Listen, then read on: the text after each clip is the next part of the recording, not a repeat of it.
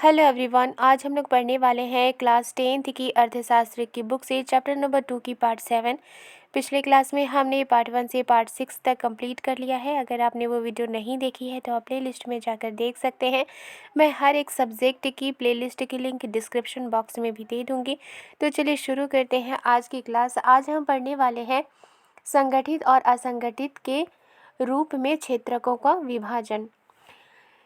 संगठित क्षेत्र क्या होता है और असंगठित क्षेत्र क्या होता है, इसके बारे में पढ़ेंगे। यहाँ लिखा है कि हम आर्थिक कार्यों को विभाजित करने के एक अन्य तरीके का परीक्षण करते हैं। यानी कि जो आर्थिक कार्य होते हैं, ऐसे काम होते हैं जिनसे कि पैसे कमाए जाते हैं, उनको विभाजित करने के यानी कि उनको बांटने के एक दूसरे तरीके का परीक्षण करते हैं।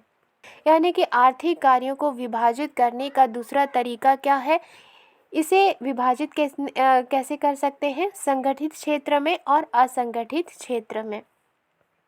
यहाँ लिखा है, संगठित क्षेत्र में वे उद्यम अथवा कार्य स्थान आते हैं जहाँ रोजगार की अवधि नियमित होती है और इसलिए लोगों के पास सुनिश्चित काम होता है।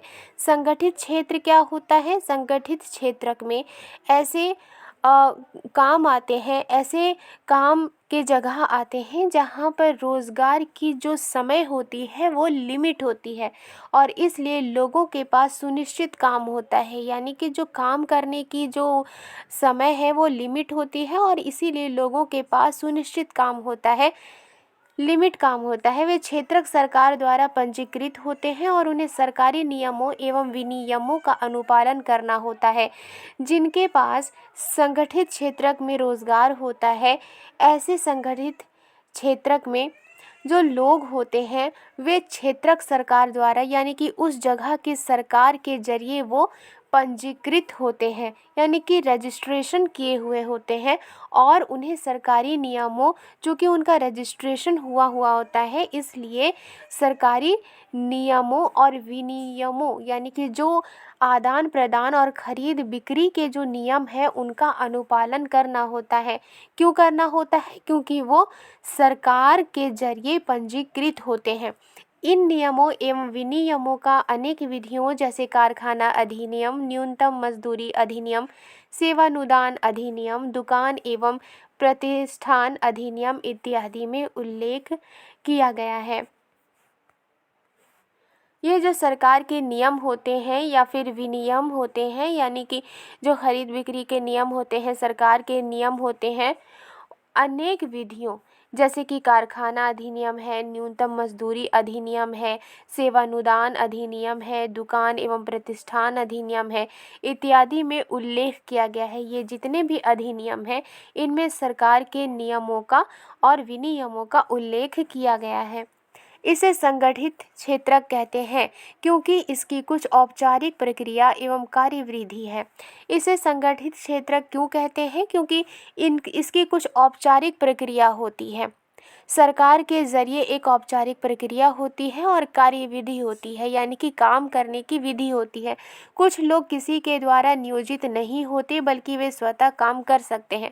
कुछ लोग किसी के जरिए अपॉइंट नहीं होते बल्कि वे खुद काम कर सकते हैं, परंतु वे भी अपने को सरकार के समक्ष पंजीकृत कराते हैं और नियमों एवं विनियमों का अनुपालन करते हैं। लेकिन ये जो लोग होते हैं जो किसी के जरिए अपॉइंट नहीं किए जाते बल्कि वे खुद से काम कर सकते हैं, वे सरकार के समक्ष यानी सरकार के सामने उनका रजिस्ट्रेशन होता है और नियमों और विनियमों का, जो सरकार का जो नियम होता है, जो विनियम होता है, उनका अनुपालन करते हैं। संगठित क्षेत्र के कर्मचारियों को रोजगार सुरक्षा के लाभ मिलते हैं। संगठित क्षेत्र के जो कर्मचारी होते हैं उनको रोजगार सुरक्षा का लाभ मिलता है, यानी कि उनका रोजगार बिना वजह हटाया नहीं जा सकता। उनसे एक निश्चित समय तक ही काम करने की आशा की जाती है। यानी कि जो लोग होते हैं जो संगठित क्षेत्र में काम करते हैं, उनसे निश्चित समय तक, एक लिमिट तक ही, एक वक्त तक ही काम करने की आशा की जाती है।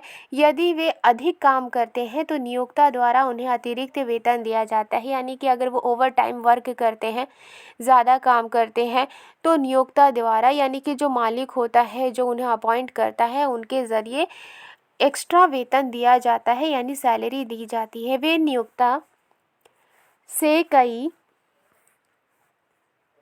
दूसरे लाभ भी प्राप्त करते हैं, यानी कि जो संगठित क्षेत्र के कर्मचारी होते हैं वो दूसरे लाभ भी प्राप्त करते हैं, जैसे सवेतन छुट्टी, अवकाश काल में भुगतान, भविष्य निधि, सेवानुदान इत्यादि पाते हैं।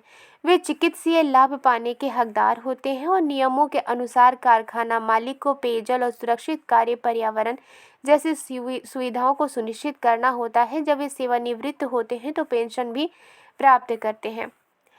यानी कि जो नियोक्ता होते हैं वो जो कर्मचारी होते हैं उन्हें दूसरे लाभ भी देते हैं।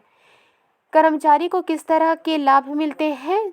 सवेतन छुट्टी मिलती है, अवकाश काल में भुगतान मिलता है, यानी कि जब वो एब्सेंट होते हैं तो उसमें भुगतान मिलता है, भविष्य निधि, सेवानुदान इत्यादि वे पाते हैं। वे चिकित्सीय लाभ यानी कि जो मेडिकल जो बेनिफिट होता है वो पाने के हकदार होते हैं। कौन पाने के हकदार होते हैं? जो संगठित क्षेत्र में काम करते हैं, यानी सरकार के अंडर में जो काम करते हैं उन्हें इस तरह के जो लाभ होते हैं वो मिलते हैं। और नियमों के अनुसार कारखाना मालिक को पेयजल और सुरक्षित कार्य पर्यावरण जैसी सुविधाओं को सुनिश्चित करना होता है। और नियमों के अनुसार यानी कि जो नियम होते हैं, जो सरकार की तरफ से नियम होते हैं, वो कारखाना मालिक को पेयजल देना पड़ता है, सुरक्षित कार्य पर्यावरण देना पड़ता है, इस तरह की सुविधाओं को सुनिश्चित करना होता है। सरकारी काम में भी चूँकि ये संगठित क्षेत्र है इसमें कर्मचारियों को लाभ मिलता है, और ऐसे कारखाना है या फिर दूसरे जो इंडस्ट्री है उसमें जब कर्मचारी काम करते हैं तो उसमें भी जो नियोक्ता होते हैं वो पेयजल जैसे सुरक्षित कार्य पर्यावरण जैसी सुविधाएं किसे देते हैं? कर्मचारियों को देते हैं। जब वे सेवानिवृत्त होते हैं तो पेंशन भी प्राप्त करते हैं। यानी संगठित क्षेत्र में काम करने वाले जो कर्मचारी होते हैं जब वे रिटायर होते हैं उन्हें पेंशन मिलती है, वे पेंशन प्राप्त करते हैं। असंगठित क्षेत्र छोटी छोटी और बिखरी इकाइयों जो अधिकांशतः सरकारी नियंत्रण से बाहर होती है से निर्मित होता है। असंगठित क्षेत्र किसे कहते हैं? असंगठित क्षेत्र छोटी छोटी और बिखरी इकाइयाँ जो अधिकांश यानी ज़्यादातर सरकारी नियंत्रण से बाहर होती है, उनमें सरकार का नियंत्रण नहीं होता, से निर्मित होती है। इस क्षेत्र के नियम और विनियम तो होते हैं परंतु उनका अनुपालन नहीं होता है। यानी कि इस क्षेत्र के असंगठित क्षेत्र के नियम भी होते हैं, विनियम होते हैं, लेकिन उनका अनुपालन नहीं होता। उन्हें वे कम वेतन वाले रोजगार हैं और प्रायः नियमित नहीं है। यानी कि जो असंगठित क्षेत्र में काम करने वाले कर्मचारी होते हैं उनका वेतन कम होता है और रोजगार प्रायः नियमित नहीं है। यहाँ अतिरिक्त समय में काम करने, सवेतन छुट्टी, अवकाश, बीमारी के कारण छुट्टी इत्यादि का कोई प्रावधान नहीं है। यानी कि असंगठित क्षेत्र में ये फैसिलिटी नहीं होती। रोजगार सुरक्षित नहीं है और असंगठित क्षेत्र में रोजगार सुरक्षित नहीं है। श्रमिकों को बिना कारण काम से हटाया जा सकता है। जो काम करने वाले हैं उनको बिना किसी वजह के काम से हटाया जा सकता है। कुछ मौसमों में जब काम कम होता है तो कुछ लोगों को काम से छुट्टी दे दी जाती है। बहुत से लोग नियोक्ता की पसंद पर निर्भर होते हैं। यानी कि कुछ ऐसे मौसम होते हैं जब काम नहीं होता है या फिर कम काम होता है तो कुछ लोगों को काम से निकाल दिया जाता है। बहुत से लोग नियोक्ता यानी कि जो अपॉइंट करते हैं, जो नौकरी देते हैं, उनकी पसंद पर डिपेंड होते हैं। इस क्षेत्र में काफ़ी संख्या में लोग अपने अपने छोटे कार्यों जैसे सड़कों पर विक्रय अथवा मरम्मत कार्य में स्वतः नियोजित हैं। इसी प्रकार किसान अपने खेतों में काम करते हैं और ज़रूरत पड़ने पर मजदूरी पर श्रमिकों को लगाते हैं।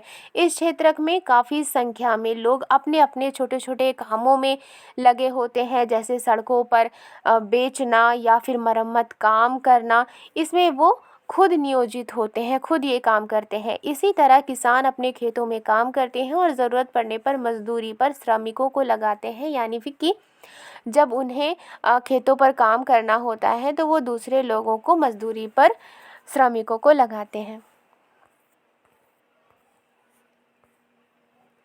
आज के लिए बस इतना ही। वीडियो लंबी ना हो जाए इसलिए मैंने इसे पार्ट वाइज डिवाइड कर दिया है। वीडियो पसंद आई हो तो लाइक एंड सब्सक्राइब करना मत भूलिएगा। मिलती हूँ नेक्स्ट वीडियो में। Thank you.